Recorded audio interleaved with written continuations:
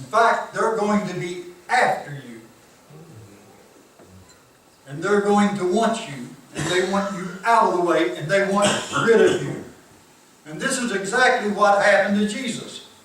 He came into Jerusalem and he looked around about, and it must have bothered him. Because all night long, I'm sure that he prayed and he talked with his Father in heaven. The next morning he got up, and if you look at verse 15, and said they come to Jerusalem. And when Jesus went into the temple, he began to cast out them that sold and bought in the temple, and overthrow the tables of the money changers, and the seats of them that sold doves, and would not suffer for any man to carry a vessel through the temple. Now I got to explain about carrying a vessel through the temple. The marketplace was over here, the temple was here, and where they did the cooking and stuff and preparation was over here. So it became a habit that if you wanted to take a shortcut from here to there, you went through the temple and carried your goods or whatever you had to sell and whatever business you wanted to do. You took a shortcut through the temple. Jesus knew this was all going on. He went in the temple and took one look, mind you, the day before, and all of a sudden he was upset about it all. And the reason he was upset is very simple. He began to go throw over the tables of the money changers and them, the seats of them that sold doves, and would not suffer for any man to carry anything through the temple. And he taught, saying unto them, Is it not written, My house shall be called of all nations a house of prayer? But ye have made it a den of thieves. They were stealing, and they were taking money from the poorest people in the community and from those who could afford it less than anybody else. You'll say, well, now that's terrible. Surely a practice like that wouldn't go on today, in our day and age, would it? Oh, you think it's still going on? Oh yes. All you have to do is go to some place like, take India for instance, with all the people that are starving to death, and here you come upon this place that's called the Taj Mahal. Millions were spent on that building, while people in the streets were starving. Yeah. And the same thing still goes on today in a lot of countries and in a lot of places. But ye have made it a den of thieves.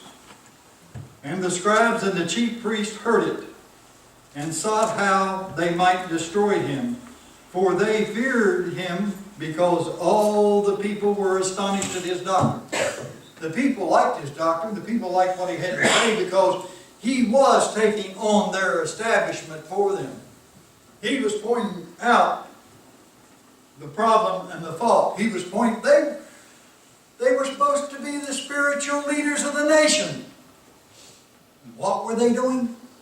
Taking advantage of the poor people and the people that lived on the streets. Those who could afford it most. You remember when Jesus was watching people give money at the temple, and this little lady came in and she gave very little, but Jesus said she has given more than all the others. Why is she given more than all the others? Because he said she has given all she has. She put it all in there. She didn't do things halfway measure. It was all she had, and she gave it to the Lord. It was a sacrifice for her. It is one thing when a millionaire stands up and says, I'll donate $1 million. He can afford to. He's got it. It doesn't hurt him at all. But when a poor person gives all they've got, you understand? That is of more value. And that's why we look at things differently. In God's economy is far different from our economy. What we think of economy is one thing. We think of it as dollars and cents, and we add up figures. When God thinks of economy, He thinks of what have you really invested of yourself. We talk sometimes about giving a tithe, and everybody says, well, that's a tenth. Well, a tenth is all right, but suppose God requires not just a tenth of your money. Suppose He wants a tenth of your time. He wants a tenth of your effort. He wants a tenth of your talents and your abilities. He wants you to contribute what you have to contribute. And if He has given you any gifts, don't hold back on the gifts He's given you and giving those. What are the gifts for, after all?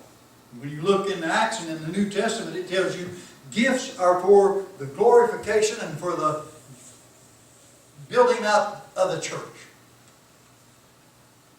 It's to make the church better and build things up. You know? That's what your gifts are for. And that's what we are to do with them. It says, of all nations, my house shall be called a house of prayer, but ye have made it a den of thieves. They were making money at it. Now, like I say, taking on the establishment, sometimes you'll be forgiven for it, sometimes you won't. But when you get right into their playpen,